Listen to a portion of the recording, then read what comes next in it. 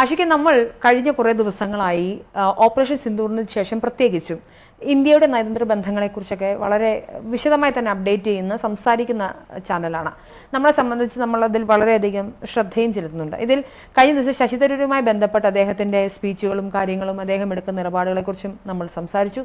ഇന്ന് നമുക്ക് സംസാരിക്കാനുള്ളത് OIC-യെക്കുറിച്ചാണ്. കാരണം സൗദി അറേബ്യയിൽ ചെന്ന് OIC ഹൈദരാബാദ് MP-യും ഇന്ത്യയിലെ പ്രധാനപ്പെട്ട നേതാക്കളിൽ ഒരാളായ OIC നടത്തിയൊരു പ്രസംഗം വളരെയധികം മാധ്യമ ശ്രദ്ധ നേടിയെടുക്കുന്നുണ്ട്. സൗദി അറേബ്യയിലാണ്, അതായത് ലോക മുസ്ലിമിൻ്റെ സെൻറ്ററാണ് സൗദി എന്ന് പറയേണ്ടി വരും. അവിടേക്ക് OIC-യെ പോലുള്ള ഒരാളുടെ പ്രതിനിധാനത്തിൽ അല്ലെങ്കിൽ അദ്ദേഹം എഡ്ഡി എന്നൊരു സംഘം ചെല്ലുന്നു. ലോകത്തിന് മുന്നിൽ വിളിച്ചു പറയുന്ന കുറച്ച് കാര്യങ്ങളുണ്ട്. 240 ദശലക്ഷം മുസ്ലിങ്ങളാണ് ഇന്ത്യയിലുള്ളത്. ഞങ്ങൾ ഇന്ത്യൻ മുസ്ലിങ്ങൾ എന്ന രീതിയിൽ ഞങ്ങൾ അഭിമാനിക്കുന്നു. പാകിസ്ഥാൻ ലോകത്തിന് കൊടുക്കുന്ന ഒരു സന്ദേശം അത് തെറ്റായ സന്ദേശമാണ്. ഞങ്ങളിവിടെ നന്നായി സംസാരിക്കുന്നവരുണ്ട്, ഞങ്ങൾ മതം പഠിക്കുന്നുണ്ട്, ഞങ്ങൾക്ക് നന്നായി അറബി വായിക്കാനും ഉറുദു വായിക്കാനും ഒക്കെ അറിയാം. മാത്രമല്ല പാകിസ്ഥാൻ നടത്തിയ പഹൽഗാം അറ്റാക്ക് എന്ന് പറയുന്നത് ഏറ്റവും ഭീതികരമായ, ഇന്ത്യയുടെ സമീപ ചരിത്രത്തിൽ ഏറ്റവും ഭീതികരമായ കൂട്ടക്കുരുതിയാണെന്നാണ് OIC പറയുന്നത്. ആഷിക്ക് സ്വാഭാവികമായിട്ടും ഉറപ്പായും എന്തായാലും OIC-യുടെ പ്രസംഗം കണ്ടിട്ടുണ്ടാവും. എന്താണ് തോന്നുന്നത്? ഈ ഓപ്പറേഷൻ സിന്ദൂറിന് ശേഷം, ഈ അറ്റാക്കിന് ശേഷം പാകിസ്ഥാൻ ഉണ്ടാക്കുന്ന ഒരു പുകമറയുണ്ട്. പാകിസ്ഥാൻ ലോകരാജ്യങ്ങൾക്ക് മുന്നിൽ അവതരിപ്പിക്കുന്നത് ഇന്ത്യ മുസ്ലിം രാജ്യം എന്ന രീതിയിൽ മുസ്ലിങ്ങളെ ടാർഗറ്റ് ചെയ്ത് ഒരു അറ്റാക്ക് നടത്തി, അല്ലെങ്കിൽ മുസ്ലിങ്ങൾക്കെതിരെയാണ് ഇന്ത്യ സംസാരിക്കുന്നത്, മുസ്ലിങ്ങൾക്കെതിരെ ഇന്ത്യ പ്രവർത്തിക്കുന്നു എന്ന രീതിയിൽ ഒരു വലിയ ക്യാമ്പയിൻ, വലിയൊരു പുകമറ സൃഷ്ടിക്കാൻ പാകിസ്ഥാൻ ശ്രമിക്കുന്നുണ്ട്. അതിനെതിരെ ശക്തമായ രീതിയിൽ പ്രതികരിക്കാനുള്ള ഒരു ലോകരാജ്യങ്ങൾക്ക് മുമ്പിൽ ഇന്ത്യ എന്താണ് ഉദ്ദേശിച്ചത്, ഓപ്പറേഷൻ സിന്ദൂർ കൊണ്ട് ഇന്ത്യ ഉദ്ദേശിച്ചത് എന്താണ് എന്ന് ലോകരാജ്യങ്ങൾക്ക് മുന്നിൽ തെളിയിച്ചു കൊടുക്കാൻ, പറഞ്ഞ് മനസ്സിലാക്കി കൊടുക്കാനാണ് ശശി തരൂർ അടക്കം ഉള്ള നമ്മുടെ സർവകക്ഷി സംഘം ലോകരാജ്യങ്ങളിലെല്ലാം പോകുന്നത്. അതിന്റെ ഭാഗമായിട്ട് ആണ് OIC-യും ഒരു സംഘം ഈ അറബ് രാജ്യങ്ങളിലേക്ക് പോകുന്നത്. അറബ് രാജ്യങ്ങളെ സംബന്ധിച്ചിടത്തോളം മുസ്ലിം രാജ്യങ്ങളാണ്.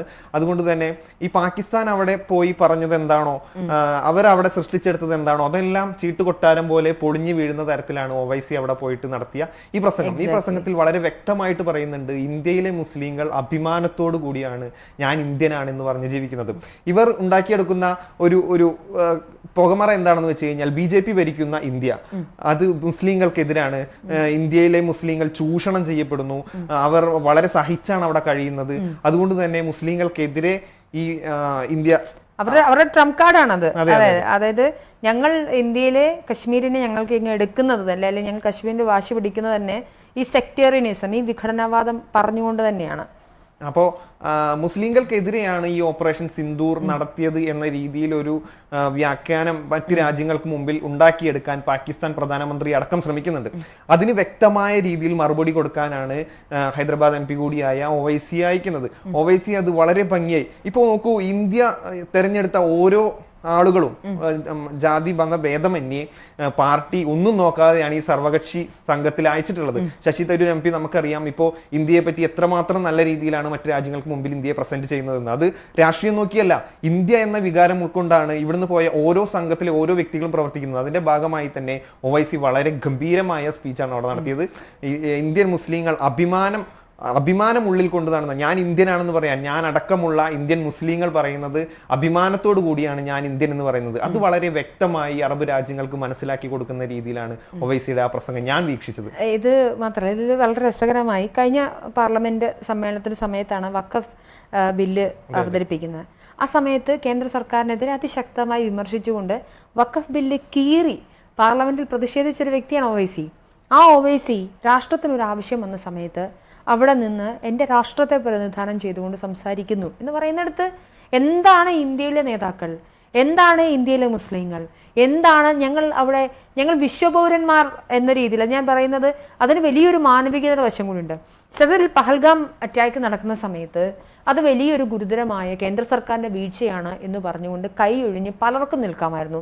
അത് മുസ്ലിം ലീഗിന് നിൽക്കാമായിരുന്നു, OIC-യുടെ പാർട്ടിക്ക് നിൽക്കാമായിരുന്നു, ഇതുപോലെ കശ്മീരിൻ്റെ മുഖ്യമന്ത്രിയായിരുന്നു ഒമർ അബ്ദുള്ളയ്ക്ക് നിൽക്കാമായിരുന്നു. പക്ഷേ ഇവരെല്ലാം ചെയ്യുന്ന ഒരു സെക്കുലർ സ്പേസ്, അതായത് ഇന്ത്യയുടെ ഒരു സെക്കുലർ ഫാബ്രിക് ഉണ്ട്, ഒരു ഇന്ത്യ കവർ ചെയ്ത് നിൽക്കുന്ന ഒരു ഇക്വിലിബ്രിയം ഉണ്ട്, അല്ലെങ്കിൽ നമ്മൾ ബാലൻസ് ചെയ്തു പോകുന്ന ഒരു സ്പേസ് ഉണ്ട്. ഇത്രയും മതങ്ങളാൽ തിങ്ങി നിറഞ്ഞ ഒരു രാഷ്ട്രത്തിൽ അവിടെ മുസ്ലിം ലീഗിന് അല്ലെങ്കിൽ OIC-യെ പോലുള്ള ഒമർ അബ്ദുള്ളയെ പോലുള്ള ആളുകൾ അന്ന് ആ പഹൽഗാം അറ്റാക്കിന്, ഒമർ അബ്ദുള്ള അന്ന് പറഞ്ഞൊരു വാചകം എനിക്കിപ്പോഴും ഇത് എൻ്റെ കൂടി ഉത്തരവാദിത്തമാണ് എന്നാണ് പഹൽഗാം അറ്റാക്കിൽ അദ്ദേഹം വളരെ വിഷമിച്ചുകൊണ്ട് മാധ്യമങ്ങളെ അഡ്രസ്സ് ചെയ്യുന്ന ഒമർ അബ്ദുള്ളയെ കാണുന്നത്. ഞാൻ പറഞ്ഞു വരുന്നത്, ഇന്ത്യയിൽ പലയിടങ്ങളിലും ഈ പറയുന്ന ഹിന്ദു മുസ്ലിം പ്രശ്നങ്ങളെ ഒരു സെക്ടേറിയനിസം, ഒരു വിഘടനാവാദത്തിലേക്ക് കൊണ്ടുപോയി അവിടെ ഒരു വിമത സ്വരം ഉയർത്തിക്കൊണ്ട് അവിടെ ഒരു എന്താ പറയുക പൊളിറ്റിക്സിനെ ഡെഫിനറ്റ്ലി പൊളിറ്റിക്കൽ പാർട്ടീസൊക്കെ എനേബിൾ ചെയ്യുന്നതും അല്ലെങ്കിൽ അവർ സാമുദായിക വോട്ടുകളും ബ്ലോക്കുകളും ഒക്കെ ഉണ്ടെങ്കിൽ പോലും എല്ലാത്തിനും ഉപരിയായി സെക്കുലറിസം എന്നൊരു സ്പേസ് ഇന്ത്യക്കുണ്ട്. ആ സ്പേസിനെ നിലനിർത്തുന്നത് എത്രയോ ഘട്ടങ്ങളിൽ നമ്മൾ കണ്ടതാണ്. ഇന്ത്യൻ മുസ്ലിം എന്ന രീതിയിൽ മാത്രമല്ല എല്ലായിടങ്ങളിലും അവർ പ്രവർത്തിക്കുന്നത്. ഇന്ത്യയുടെ സെപ്പറേഷൻ, അതായത് ഇന്ത്യ പാകിസ്ഥാൻ സെപ്പറേഷൻ മുതൽ അയോധ്യ കാലഘട്ടങ്ങളിൽ എത്രയോ കാലഘട്ടങ്ങളിൽ ഇവിടെ ഉണ്ടായിരുന്ന സെക്കുലർ സ്പേസിനെ സംരക്ഷിച്ചു നിർത്തിയിരുന്നത് ഇവരാണ് എന്ന കാര്യത്തിൽ ഒരു തർക്കവുമില്ല.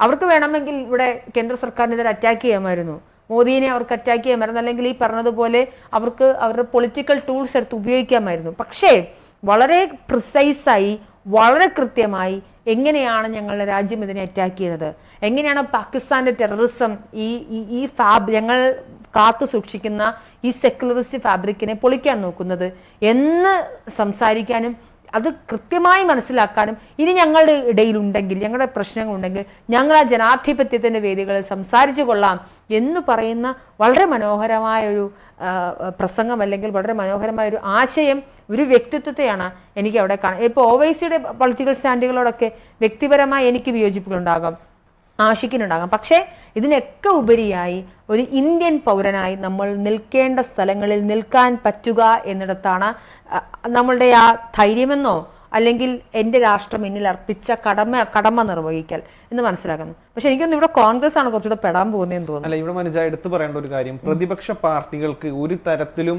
കേന്ദ്ര ഭരണത്തെ കുറ്റപ്പെടുത്തുന്ന രീതിയിലുള്ള ഒരു പാളിച്ച പോലും ഓപ്പറേഷൻ സിന്ദൂറിൽ ഉണ്ടായിട്ടില്ല. ഒരു പാകിസ്ഥാനിലെ സാധാരണ മനുഷ്യൻ പോലും മരണപ്പെടാത്ത രീതിയിൽ അത് ഓപ്പറേറ്റ് ചെയ്തിട്ടുണ്ടെങ്കിൽ അത് നമ്മുടെ ഇന്ത്യൻ ഡിഫൻസിന്റെ കഴിവ് തന്നെയാണ്. അപ്പോ ഏതൊരു പുറത്തുനിന്ന് നോക്കുന്ന ആരായാലും ഒരു തരത്തിലും സിവിലിയൻസിനെ അറ്റാക്ക് ചെയ്യാതെ തീവ്രവാദ കേന്ദ്രങ്ങളെ മാത്രം ലക്ഷ്യം വെച്ചുകൊണ്ടുള്ള ഒരു അറ്റാക്ക് നടക്കുമ്പോൾ ഈ പ്രതിപക്ഷ പാർട്ടികൾക്ക് വേറെ പറയാനൊന്നുമില്ല. അവിടെ രാജ്യത്തിനൊപ്പം ഒന്നു ചേർന്ന് നിൽക്കുക. കാരണം അത്രയും ഈ പാകിസ്ഥാൻ ശ്രമിച്ചത് അത് തന്നെയാണ്. അവരുടെ സിവിലിയൻ ആരെങ്കിലും ഒരാളെ കൊല്ലാൻ, അല്ലെങ്കിൽ അവരുടെ സാധാരണ ജനത്തെ നമ്മൾ അറ്റാക്ക് ചെയ്തു എന്ന് വരുത്തി തീർക്കാനുള്ള ശ്രമം. അതാണ് അവർ മറ്റേ എയർ സ്പേസ് പോലും അടയ്ക്കാതെ സാധാരണ ഫ്ലൈറ്റ് പോകുന്ന റൂട്ടിൽ തന്നെ നമ്മളെ ഇന്ത്യ അറ്റാക്ക് ചെയ്യാൻ ഡ്രോണുകൾ അയക്കുന്നത്. എന്തെങ്കിലും ഒരു ചെറിയ പിഴവ്, ഇന്ത്യയുടെ ഭാഗത്തു നിന്ന് വന്ന ഒരു ചെറിയ പിഴവുണ്ടായി കഴിഞ്ഞാൽ തന്നെ ആ ഫ്ലൈറ്റിന് എന്തെങ്കിലും സംഭവിച്ച് ആളുകൾക്ക് നേരെ എന്തെങ്കിലും അറ്റാക്ക് എന്ന രീതിയിൽ അത് വരുത്തി തീർക്കാൻ അവർക്ക് കഴിഞ്ഞിരുന്നുവെങ്കിൽ ചിലപ്പോൾ ലോകരാജ്യങ്ങൾ നോക്കിക്കാണുന്നത് ഈ തരത്തിലാവില്ല. എന്നിട്ട് കൂടി ഒരു തരത്തിലും ഒരു പ്രശ്നവും ഉണ്ടാക്കാതെ തീവ്രവാദികളെ മാത്രം നമ്മളെ ശല്യം ചെയ്ത, അല്ലെങ്കിൽ നമ്മൾ അറ്റാക്ക് ചെയ്തവരെ മാത്രം തെരഞ്ഞു പിടിച്ച് നമ്മൾ ആക്രമിക്കുകയും അവർക്ക് നേരെ നമ്മൾ നിറയൊഴിക്കുകയും ചെയ്തപ്പോൾ ഈ പാകിസ്ഥാൻ എന്നിട്ട് കൂടി മറ്റ് അറബ് രാഷ്ട്രങ്ങൾക്ക് മുമ്പിൽ ചെന്ന് പറയുന്നത് മുസ്ലിങ്ങളെ അറ്റാക്ക് ചെയ്യുന്ന ഇന്ത്യ എന്ന രീതിയിലാണ്. അതിന് വ്യക്തമായ മറുപടി കൊടുക്കാൻ ഒവൈസിക്ക് കഴിഞ്ഞു.